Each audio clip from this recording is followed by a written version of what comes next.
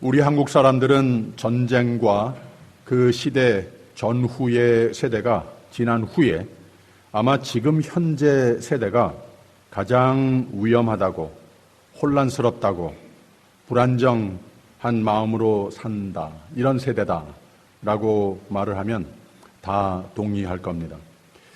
우리 지금 살고 있는 이 세대는 갖가지 난제를 많이 안고 있습니다. 사회적 안전에 대한, 또 건강, 많은 범죄, 정치 세계 등등 해결하기 어려운 문제들을 참 많이 겪고 있습니다. 매일 아침 뉴스를 틀면 무슨 일이 또 밤새 일어났을까? 또 오늘은 무슨 일이 일어날까? 두려운 마음이 떠나질 않습니다. 세계적으로든 국가적으로든 개인적으로든 무슨 일이 일어날지 알 수 없는 세대입니다. 그야말로 변화무쌍한 시대를 살고 있습니다. 심리학자들의 주장하는 바, 오늘 이런 시대에 살고 있는 사회인의 특징은 심리적으로, 육체적으로 에너지 소모가 굉장히 빨라졌다고 하는 말입니다.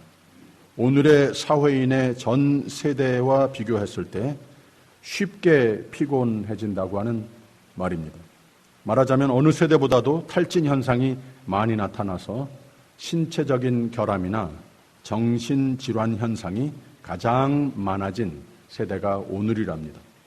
사람이 탈진된 상태를 자주 겪으면 몸과 마음이 약해집니다. 그래서 사람들은 휴식을 원합니다.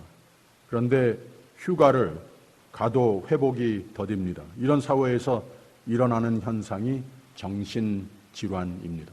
참 역설적인 것이 어느 세대보다도 지금만큼 모든 것을 다 갖춘 편한 세상이 없었는데 온 세계를 한눈으로 내 전화기를 통해서 볼 수 있는 세상이 됐고, 모든 것이 더 빠르고 모든 것을 다 알고 가질 수 있는 세상이 됐는데, 이상하게도 이 정신질환, 사람들의 불안감의 현상은 어느 때보다도 더 많아졌다고 하는 말입니다. 철학자이자 작가인 한병철 교수란 분은 피로사회라고 하는 책에서 이렇게 말합니다. 시대마다 주요 질병이 있는데 오늘의 가장 큰 질병은 박테리아나 바이러스 등이 아니고 신경성 질환 등이다. 우울증, 주의력 결핍 과잉 등이 그것이다. 그리고 경계성 성격 장애 소진 등이 오늘의 가장 큰 지배적인 질병이다. 오늘 우리는 어두운 시대를 살고 있다. 우울증이 만연해 있다. 정신질환자들이 만연해 있다. 그럴 수밖에 없는 시대이다. 사람들은 지금 지쳐 있다라고 말합니다. 프랑스의 철학자 길레스 델루즈는 레푸이즈라고 하는 소진된 인간이라고 하는 책을 썼습니다. 오늘날 인간은 피로에서 한 단계 더 나아가 소진됐다고 하는 말입니다. exhaustion이라고 하죠. 남은 게 없다고 하는 말입니다. 피곤이 계속되다 보면 소진돼 버립니다.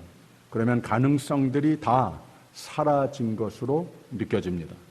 지친 정도가 아니고 삶의 가능성마저 다 사라져 버립니다.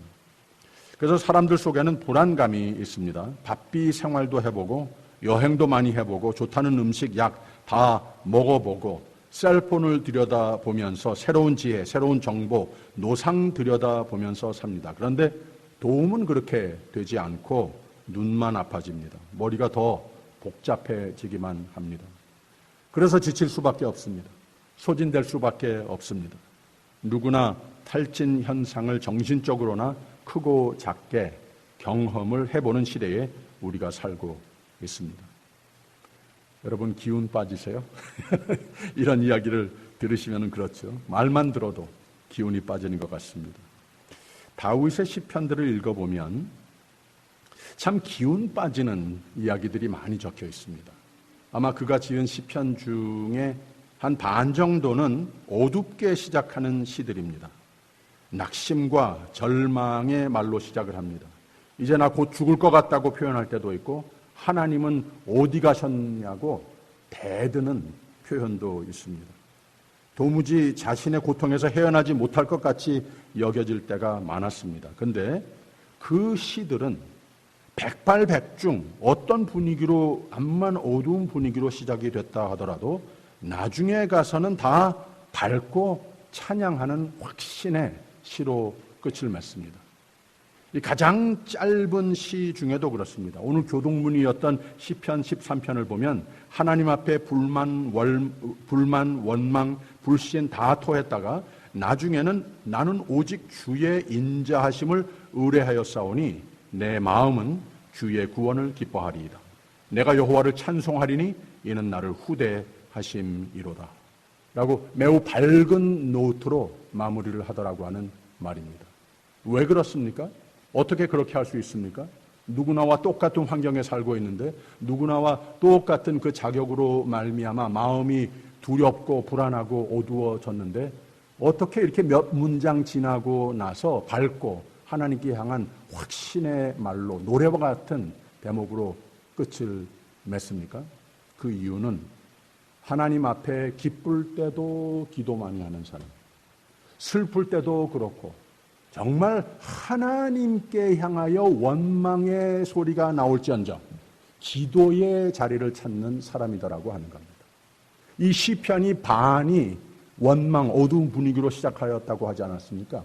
그러나 모든 시편은 하나님을 찬양, 하나님께 기도하는 자리에서 적혀진 겁니다. 그렇기 때문에 쉬지 않고 기도하는 삶은 우리가 많은 어려움을 우리를 뒤흔들어 놓는 환경에 처하여야 하지만 이것을 영원토록 초월하시는 하나님의 능력의 은혜의 손길을 보게 된다고 하는 겁니다. 그 손에 들려있는 나를 발견하게 된다고 하는 겁니다. 그래서 마음속에 성령이 역사하셔서 그 어두움은 밝게 변하고 나의 무능감은 별로 상관이 없는 것이다. 하나님께서 나와 함께 하시니 내가 주 안에 있으니 하나님께서 나를 반드시 회복의 길로, 치유의 길로, 승리의 길로 인도해 주신다. 하나님이 다 나를 도와주신다. 이 확신이 들어선다고 하는 겁니다. 다윗이 그래서 하나님께서 성경을 통하여서 우리에게 보여주는 믿음의 표본의 한 인물이 되는 겁니다. 우리가 잘 아는 것처럼 다윗의 생애는 굴곡이 많았습니다. 힘든 순간이 많았습니다. 쫓기는 삶도 살았습니다. 그리고 인생의 위협을 많이 겪었습니다. 왕이 되기 전에는 사울의 끊임없는 추적 속에 위기를 만났습니다. 왕이 된 다음에는 수많은 전쟁을 치렀습니다. 그리고 말년에는 아들의 반란까지 겪으면서 인생의 가장 힘든 것을 다 경험해 보았습니다. 다윗의 삶의 어려움의 연속이었고 요동치는 삶이다라고 말을 할 수 있습니다. 그런데 이 시를 읽어보면 굉장히 밝고 굉장히 마음에 안정감이 있고 확신이 있는 말을 하고 있는 것 아니겠습니까? 내가 여호와를 항상 내 앞에 모시며 그가 내 우편에 계심으로 내가 요동치 아니하리로다. 나를 요동케 할 일은 많지만 나는 요동치 아니하리로다. 왜 그런가? 내가 여호와를 항상 내 앞에 모시며 라고 그랬습니다. 그래서 이렇게 어려움이 연속되는 삶이었는데 요동할 이유가 충분히 있는데 요동하는 삶은 살지 않는다 노래를 하고 있습니다. 어떻게 그렇게 살 수 있었겠습니까? 이 시편 16편의 몇 가지 이 다윗이 꼭 붙들고 있었던 인생의 신조, 그리고 또 어느 세대에나 오늘 우리에게까지도 우리를 요동케 하는 세력이, 자극이 이 세상에 많이 있어도 이것은 큰 문제가 될 아무 이유가 없고 하나님께서 나와 함께 하신다고 하는 확신을 내 가슴에 새기고 그 확신으로 그 컨피던스를 가지고 이 세상을 이기면서 살아갈 수 있는 참 중요한 신조 몇 가지를 우리에게 가르쳐주는 시편입니다. 우선 제목이 중요합니다.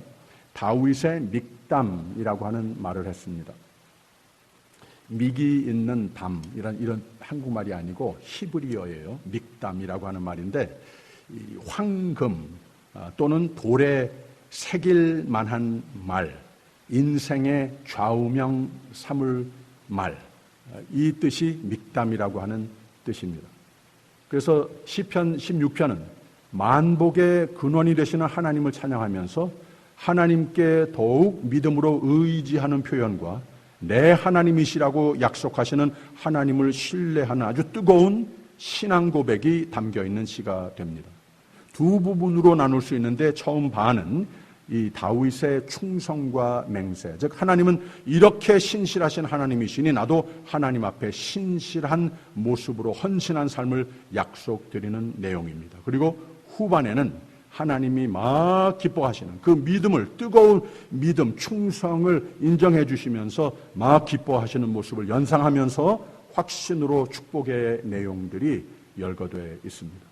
1절에 있는 말씀 뒤로 가서 읽어보면 하나님이여 나를 보호하소서 내가 주께 피하나이다 라고 그랬습니다. 하나님은 보호의 하나님이시라고 고백합니다.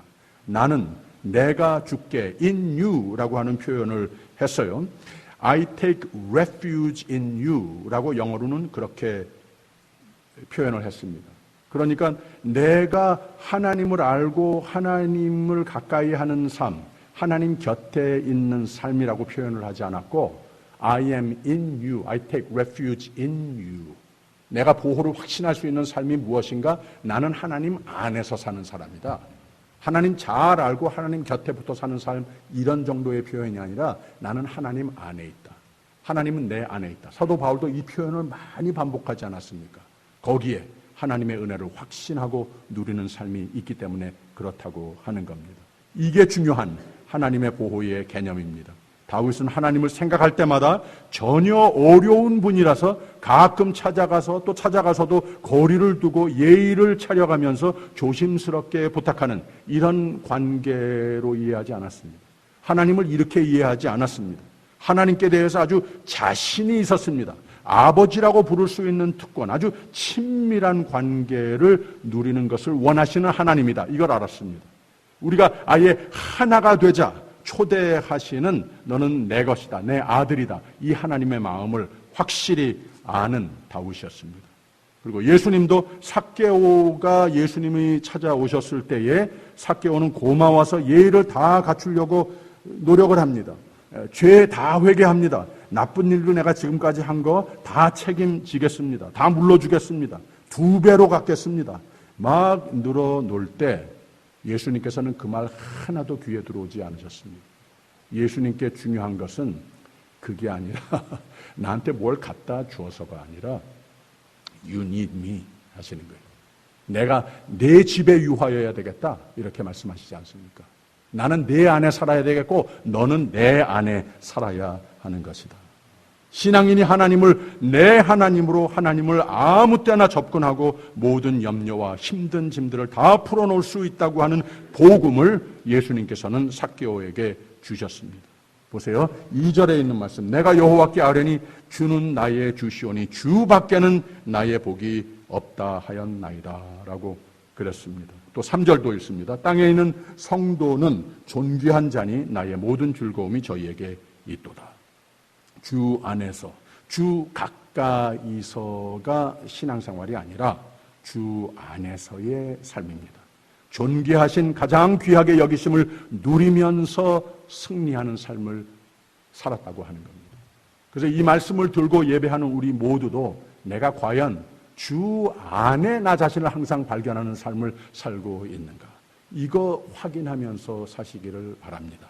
그랬을 때 하나님께서 우리로 하여금 하나님의 보호에 확신이 있기 때문에, 하나님의 도우심의 손길에 확신이 있기 때문에 어떤 어려움을 만나도 요동치 않습니다.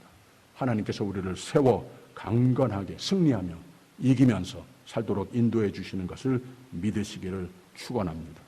어떻게 주 안에서만, 하나님이 내 안에서만의 삶이 될 수 있는 것인가? 4절의 말씀 보면 다른 신에게 예물을 드리는 자는 괴로움이 더할 것이라 나는 저희가 드리는 피에 전제를 드리지 아니하며 내 입술로 그 이름도 부르지 아니하리로다 라고 그랬습니다.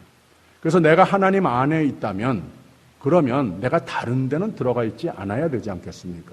내 안에 하나님으로 꽉 차 있는 삶이 된다고 고백했으면 그 마음의 공간에 다른 것을 또 들여서는 안 되지 않겠습니까? 이 경고를 하나님께서는 십계명으로부터 시작을 해서 노상 하나님 말씀 속에 말씀을 하셨습니다. 이렇게 권면하시는 말씀을 우리가 받아들였을 때에 다윗과 같이 확신을 가지고 살 수 있는 삶이 된다고 하는 거죠. 우상숭배적인 삶을 말하고 있는 겁니다. 다른 신들에게 예물을 드리지 말아라. 다른 신들에게 예물을 드리고 예배하는 사람이 어디 있습니까? 오늘 없어요. 특히 교인들 가운데 그렇게 삶의 패턴을 사는 사람은 없습니다. 근데 어떻게 주석을 해야 되겠는가?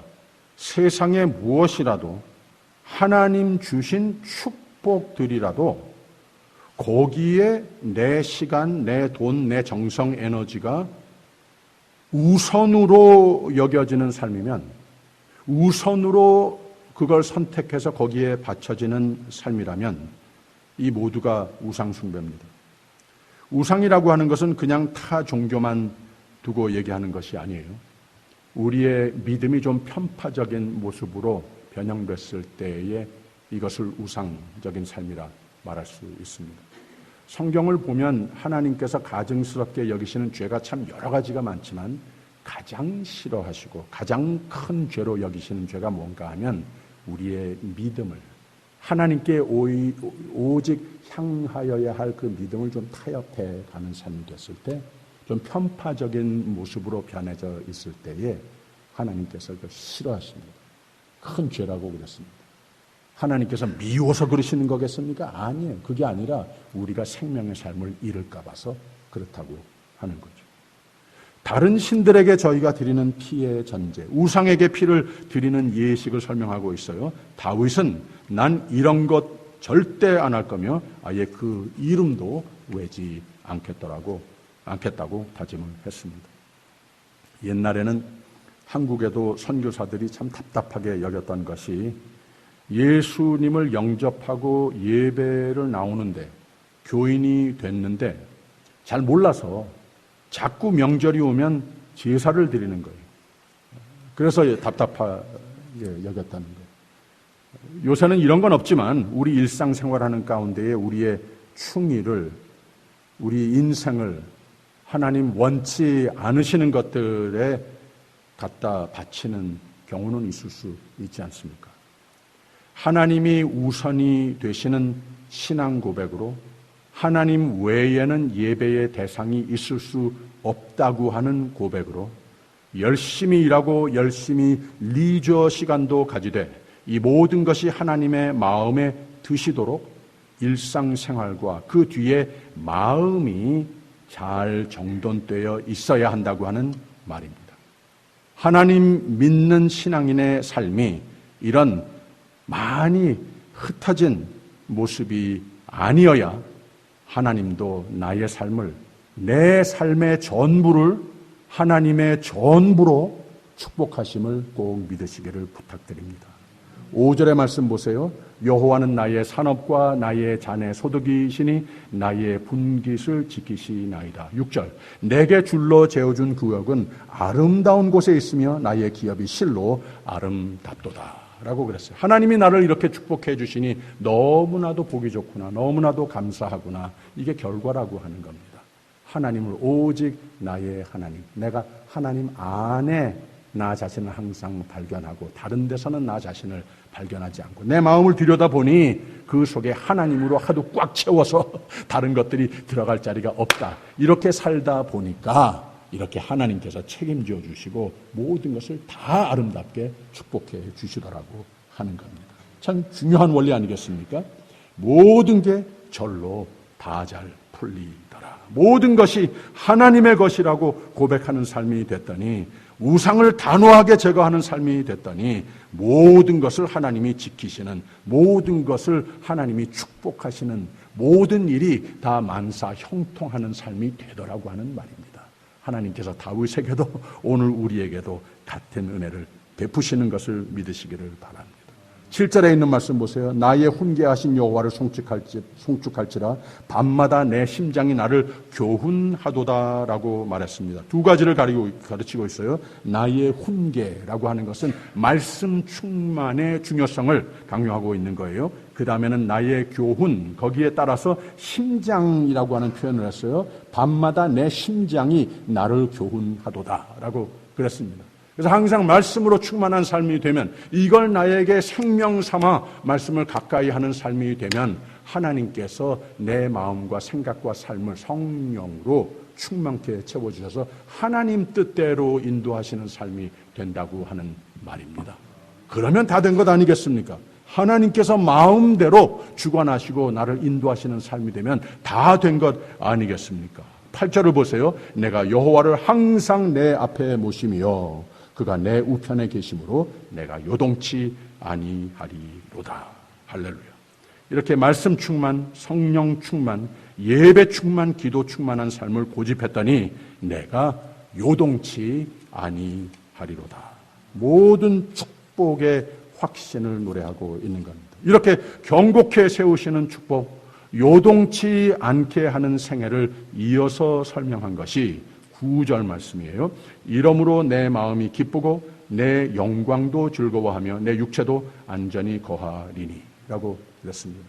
이 원어의 영광이라고 하는 단어가 그냥 영이라고 번역이 될 수도 있어요.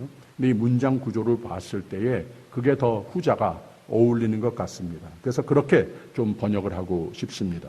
내가 이러므로 내 마음이 기쁘고 내 영도 즐거워하며 내 육체도 안전히 거하리니. 이 전인적인 하나님께서 지켜주시는 삶을 노래하고 있다고 하는 거예요. 마음도 영도 건강하고 기쁘고 신체적인 건강 주시고 모든 것을 다 하나님께서 선으로 승리로 인도해 주시다가 10절과 11절에 있는 말씀이 결론인데 우리 같이 한번 읽어볼까요? 이는 내 영혼을 음부에 버리지 아니하시며 주의 거룩한 자로 썩지 않게 하실 것임이니이다. 주께서 생명의 길로 내게 보이시리니 주의 앞에는 기쁨이 충만하고 주의 우편에는 영원한 즐거움이 있나이다. 짐작하시는 바 그대로입니다. 생명의 길, 영원한 즐거움, 영원한 생명, 충만한 기쁨이 있는 곳으로 나를 인도하신다라고 하는 마치 복음 전체를 한 시에 한 노래에 담는 듯한 진리의 말씀을 이 아침 주십니다. 오늘은 다윗과 같이 그저 하나님의 능력을 전적으로 신뢰하면서 감사와 찬양의 기도를 드리시는 아침이 되기를 바랍니다. 그리고 혹 이 놀라운 은혜를 가로막는 우상적인 요소들이 내 삶에 남아있으면 내 마음에 주 앞에 주의 능력의 이름으로 다 물러가도록 믿음으로 선언하는 아침이 되시기를 부탁드립니다. 얼마 전에 몇 년 전에 제가 한번 말씀을 드린 것 같은데 이 패니 제인 크로스비라고 하는 작가가 찬송가, 우리가 사용하는 찬송가를 비롯해서 약 12,000개의 찬송가를 진 사람이라고 합니다. 그러면 이 사람이 아주 좋은 가정 환경에서 모든 교육의 기회와 모든 음악적인 훈련 이런 것을 충분히 다른 사람보다 빼놓아 다 누린 사람이었겠다. 짐작이 갈 수 있는데 이 여인의 생애는 원래 정반대였습니다. 1820년에 태어났는데 태어난 지 6주 만에 의사가 뭘 잘못해가지고 시각장애인이 되고 말았습니다. 돌이 지날 때 아주 그 아이를 측은히 여기고 사랑을 퍼부어서 잘 키워야 되겠다 했던 아버지가 이 아이가 1살 때 세상을 떠났습니다. 그때 어머니가 나이가 21살이었었는데 이거 도무지 삶을 꾸려나갈 수가 없으니까 자기의 어머니, 이 패니의 외할머니를 불러서 부탁을 하고 자기는 큰 도시로 가서 일을 했습니다. 그런데 이 아이가 11살 됐을 때 이 외할머니가 또 세상을 떠났습니다. 그리고 이 어머니도 결국은 나중에 세상을 떠나고 38살 됐을 때 결혼을 했는데 결혼한 후에 아기를 낳았어요. 근데 이 아기를 또 하나님 품에 먼저 보내는 아픔도 겪게 된 거예요. 그래서 이건 뭐 말로 다 표현할 수 없는 인생의 고통을 다 경험해 본 사람이죠. 그리고 나서 1902년에 남편이 그나마 자기를 많이 위로해 주곤 했었는데 그 남편마저도 또 먼저 죽었습니다. 그래서 이 여인은 자신의 인생에 대해서 다 포기해버릴 수 있는 이유가 충분히 있는 사람이었습니다. 그런데 어느 날 갑자기 자기가 한 8살 때쯤 됐을 때에 일기를 썼던 것을 자기가 뒤적뒤적 찾아가지고서 다시 읽게 된 겁니다. 근데 거기 8살 때 할머니가 믿음으로 기도로 양육해 주던 그때 자기는 다 잊어버린 것으로 생각을 했는데 아직까지도 그 신앙이 남아 있었던 것이 이렇게 썼다는 거예요. 아, 나는 얼마나 행복한 사람인가. 비록 보이지 않다 해도 이 세상을 나는 만족하리. 다른 사람들이 갖지 못한 축복을 나는 얼마나 많이 누리고 있는가. 보이지 않기 때문에 한숨 짓고 눈물 지을 수도 있지만 나는 한숨 짓고 눈물 지으려 하지도 않으리. 이런 시를 8살짜리 아이가 지었다라고 하는 거예요. 그래서 할머니의 믿음의 양육의 결과였었지만 자기가 한때 가졌던 그 믿음을 다시 중년이 된 페니 크로스비가 회복을 해서 이렇게 수만 개의 찬송가를 지을 정도로 그 세대는 물론이요 오늘 세대에 이르기까지 전 세계에 많은 은혜. 하나님 안에 나 자신을 발견하면 이 세상에 요동할 일이 많이 있어도 요동치 아니하리로다. 이 은혜를 깨닫게 해주는 은혜의 손길이 아직까지도 역사를 하고 있습니다. 많은 참 우리에게 가장 익숙한 찬송가들, 예수로 나의 구주 삼고 성령과 피로써 거듭나니 이 세상에서 내 영혼이 하늘의 영광 누리도다. 이것이 나의 간증이요 이것이 나의 찬송일세. 나 사는 동안 끊임없이 구주를 찬송하리로다. 온전히 주께 맡긴 내 영 사랑의 음성을 듣는 중에 천사들 왕래 나는 것과 하늘의 영광 보리로다. 주 안에 기쁨 누림으로 마음의 풍랑이 잔잔하니 세상과 나는 간 곳 없고 구속한 주만 보이도다. 오늘까지 우리가 참 귀하게 우리를 격려해주는 은혜의 찬송가들입니다. 이 아침 여러분을 요동케 하는 일들이 무엇입니까? 불안케 하는 일들이 무엇입니까? 어제 낮에는 30대 중반 젊은 약사 부부가 3살 난 아이를 데리고 저를 찾아왔습니다. 이곳으로 1년 전에 이사 왔는데 팬데믹으로 그냥 이 교회 저 교회 온라인 예배를 드려오다가 하나님을 더욱 가까이 모시고 사는 삶으로는 충분하지 못하다 느껴져서, 그리고 이 어린 아이가 내가 어려서 자랄 때와 같이 교회의 품 안에서 믿음의 양육을 잘 받으면서 자라야 되겠는데, 이 예배의 환경 분위기에 인트로듀스 해 주어야 되겠는데 이게 안 되는 거예요. 그래서 안 되겠다 하고 이 지역의 교회들을 찾아서 우리 교회를 찾아온 겁니다. 여러 가지 교회를 제가 소개해 드리고 또 그들도 살아온 얘기를 앞으로 품는 꿈과 계획들 이야기를 많이 해 줬는데, 그 부모가 교회를 투어해 주는 중에 이런 말을 하는 거예요. 이게 참 좋은 교회, 좋은 목사님 만나게 돼서 기쁘다는 표현을 했습니다. 진짜 좋은 목사님도 만났다고 그런 표현을 했어요. 우리 가정에 하나님을 더욱 가까이 모시고 사는 삶을 또 교회 학교도 많이 물어보면서 여기서 새로 시작하겠다고 하는 말을 하고 갔습니다. 오늘은 멀리 사시는 부모님이 방문하시고 비행장에 이제 떠나시는 날이라서 비행장에 모셔드리는 시간하고 맞지를 않아서 참석을 못하셨는데 다음 주부터 나오기로 했습니다. 이 30대 중반밖에 안 되는 젊은 부부가 하나님께 향한 믿음이 참 모범적인 것을 보고는 감사한 마음이 있었습니다. 하나님을 모시고 사는 삶이 나에게 생명이 됩니다 하는 그런 눈초리로 저를 찾아온 겁니다. 이 아침 여러분은 요동케, 불안케, 소진케 하는 일들이 무엇입니까? 내가 여호와를 항상 내 앞에 모시며 그가 내 우편에 계심으로 내가 요동치 아니하리로다.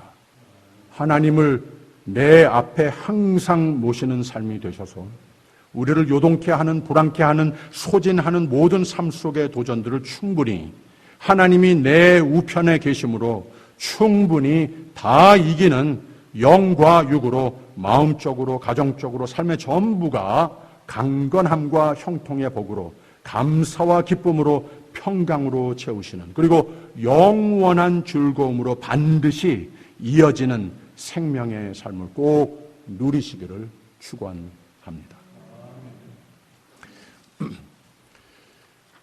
최근에 지휘자 집사님이 배워준 찬송이 참 좋습니다. 예수님이 하신 말씀이죠. 볼지어다 내가 문 밖에 서서 두드리노니 누구든지 내 음성을 듣고 문을 열면 내가 그에게로 들어가 그로 더불어 먹고 그는 나로 더불어 먹으리라.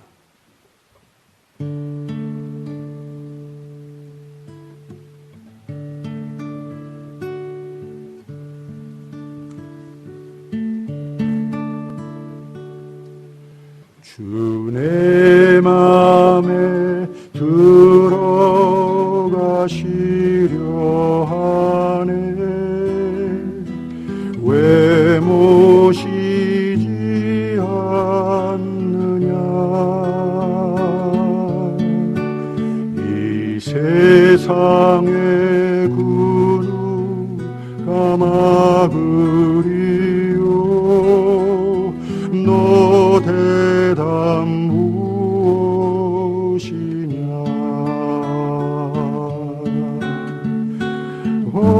언제나 주님은 기다리네. 지금 기다리시도다.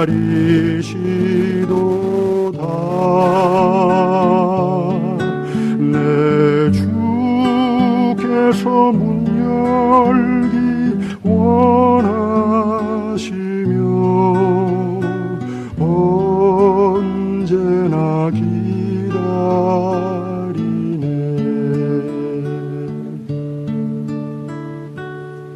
The Savior is waiting to enter your heart. Why don't you let him come in? There's nothing in this world to keep you apart. What is your answer to him? Time after time he has waited before, and now he is waiting again to see if you're willing to open the door. Oh, how he wants to come in. Time after time he has waited before, and now he is waiting again to see if you're willing to open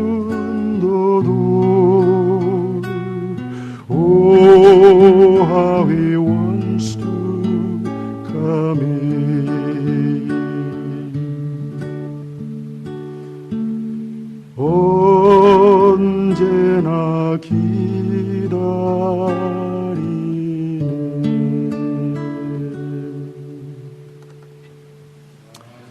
하나님 아버지, 길이요 진리요 생명이 되시며 생명의 길을 우리에게 신실하게 보여주시니 감사합니다. 하나님의 은혜, 하나님의 보호, 하나님의 지혜와 힘 되심의 삶에서 벗어나지 않도록 내 주, 나를 사랑하시는 내 아버지 하나님을 내 곁에, 내 삶에 항상 모시는 삶이 되게 하옵소서. 예수님 이름으로 기도합니다. 아멘.